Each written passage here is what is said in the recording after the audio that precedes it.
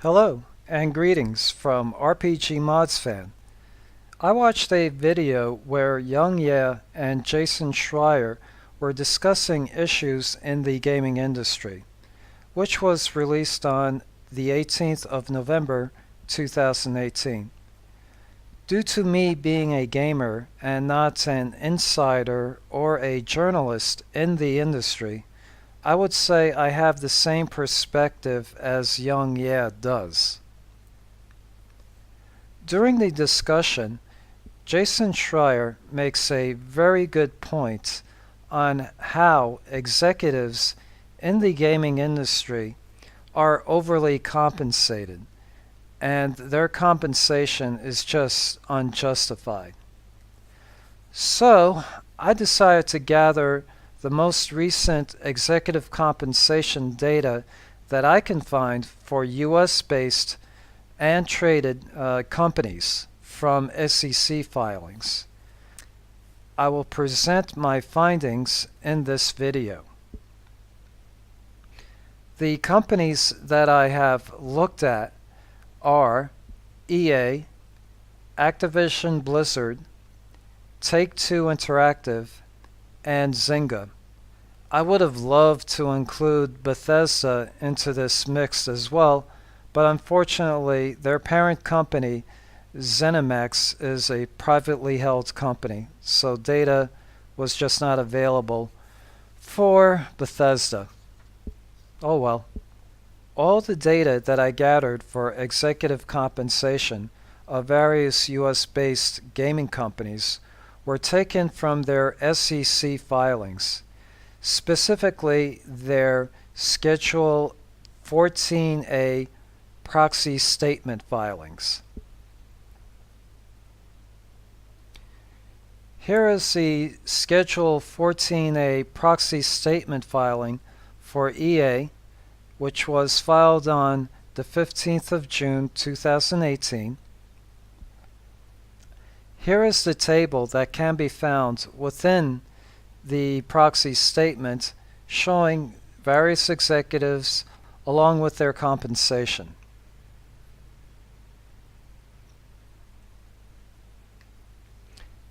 Here is the proxy statement filing for Activision Blizzard, which was released on 30th of April 2018. Within that proxy statement, here is a table showing various executives and their compensation. Here is the proxy statement Schedule 14A for Take-Two Interactive, which was released in 26th of July 2018. And here is the table that can be found within that proxy statement. Notice how two executives, their salaries was only $1. It looks like their compensation is rather minuscule or low. However, you have to take into consideration that Take-Two Interactive paid a management fee to Zelnick Media amounting to over $17 million. How much of that $17 million went to these two executives, I'm not too sure. But take that into consideration as well. Here is the Schedule 14A proxy statement filed by Zynga on the 16th of March 2018. And Zynga is a developer of social video games. Their best-known game is Farmville, which was launched on Facebook in June of 2009. The only reason I included Zynga into this mix was when I looked at the various Schedule 14A proxy statements. Quite a few of them included Zynga as part of their justification for their company's executives' compensations. Anyway, here is the table that can be found in Zynga's proxy statement. So, I shall now be presenting the CEO compensation of these various companies. Let's start with Andrew Wilson. For EA's fiscal year end of March 2018, Andrew's base salary was over $1 million. His bonus was $2.5 million. And then when you add in options and stock, it's over $32 million. His total compensation was $35.7 million. As a caveat, I would say you have to consider the reported options and stock compensation numbers as low estimates. And I'll basically show why by presenting a Schedule 4 as an example towards the end of this video. Moving on, Robert Kotick, I hope I'm saying that right, the CEO of Activision Blizzard, he received $1,750,000 as his base salary. Bonus was $2.8 million. Options and stock was over $24 million. So his total compensation was near $28.7 million.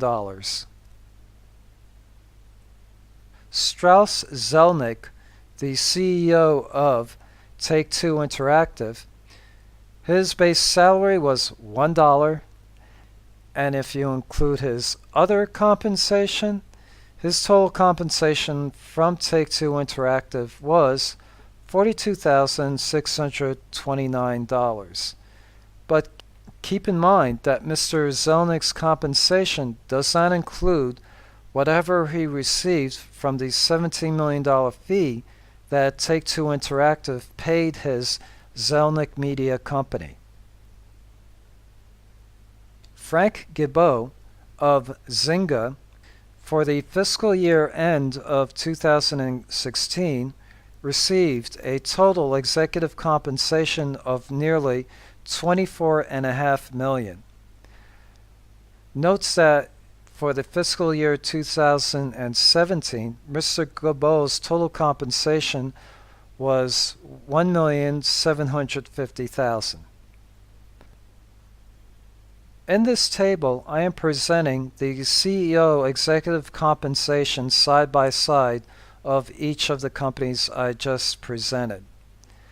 And if you want to take an average where you, number one, do not include Take-Two's executive, Strauss Zelnick, and number two, you take the fiscal year 2016 executive compensation of Frank Gibeau instead of his 2017 compensation, the average amounts to over $29.6 million.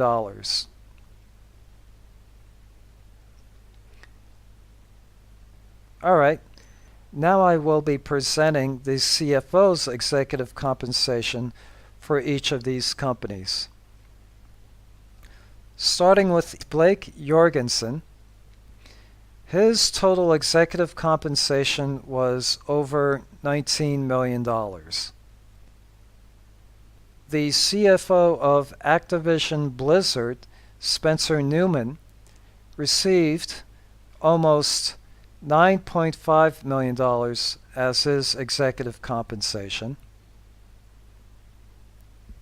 Take-Two's CFO, Lainie Goldstein, her executive compensation was a little over $3.4 million in total.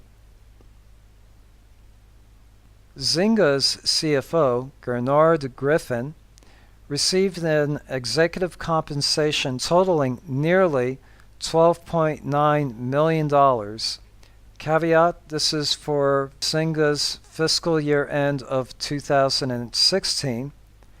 For fiscal year 2017, Mr. Griffin was compensated a total of $874,570.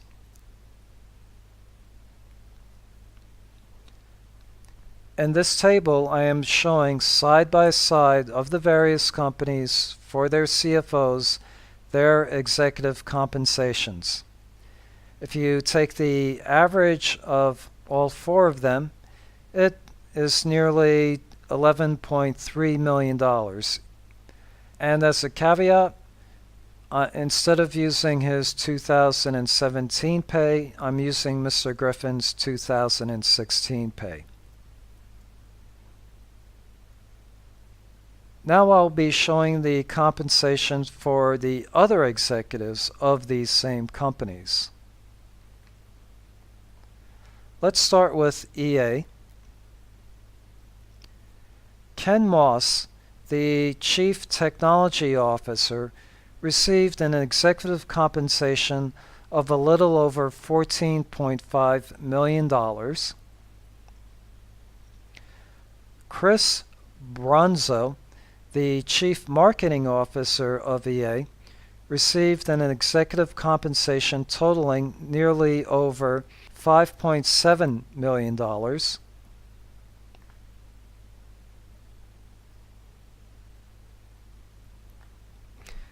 And in this table, I am showing all the executives of EA. This table excludes Patrick Sutherland, who left the company. So without him, all four of these executives' average salary amounts to a little over $18.8 million. I will now show the executive compensation of the other executives of Activision Blizzard, starting with Dennis Durkin, the Chief Corporate Officer of Activision Blizzard, received a total executive compensation of a little over $5.8 million. Collister Johnson, the Chief Operating Officer of Activision Blizzard, received an executive compensation totaling nearly $11.2 million. Michael Morheim, the CEO of Blizzard, received an executive compensation totaling over $12.3 million.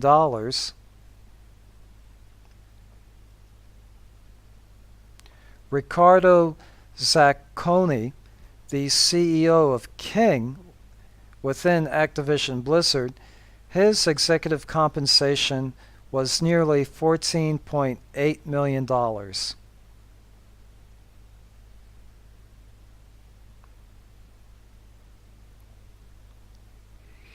In this table, I am basically showing Activision Blizzard's executives side by side along with their various executive compensations that they have received for Activision Blizzard's fiscal year end of 2017. On average, their compensation was a little over $13.7 million. For Take-Two Interactive, Karl Slatoff, the president, received an executive compensation amounting to $20,629. Caveat: Mr. Zalnick's and Mr.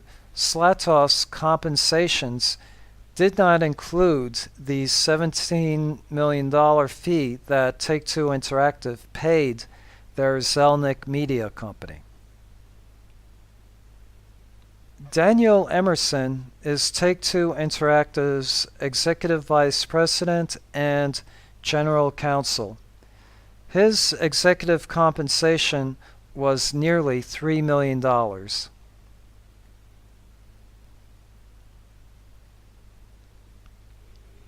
In this table, I'm presenting all four executives of Take-Two Interactive and showing it side by side. As I stated earlier, various gaming companies in their Schedule 14A proxy statements mentioned Zynga specifically as part of their justification for their executives' compensation. And as you saw for the 2016 fiscal year end, Zynga's executives were basically well compensated. But their 2017 compensation was not as high. I bet you that during the next fiscal year end, these same companies will exclude Zynga for their justifications.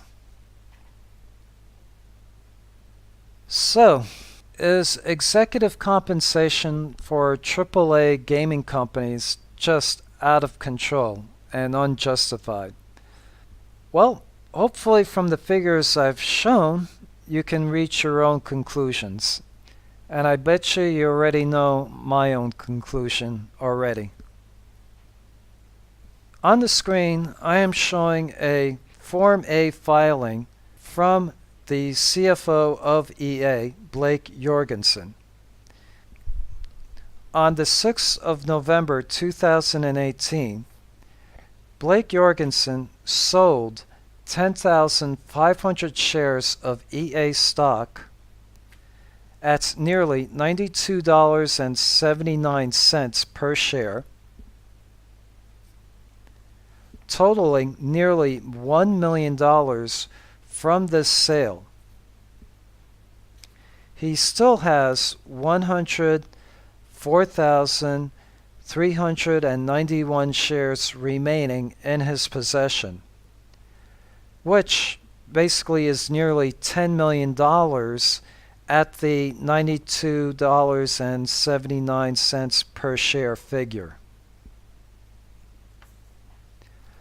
So maybe the next step for me would be to take a look at all these SEC Form 4 filings.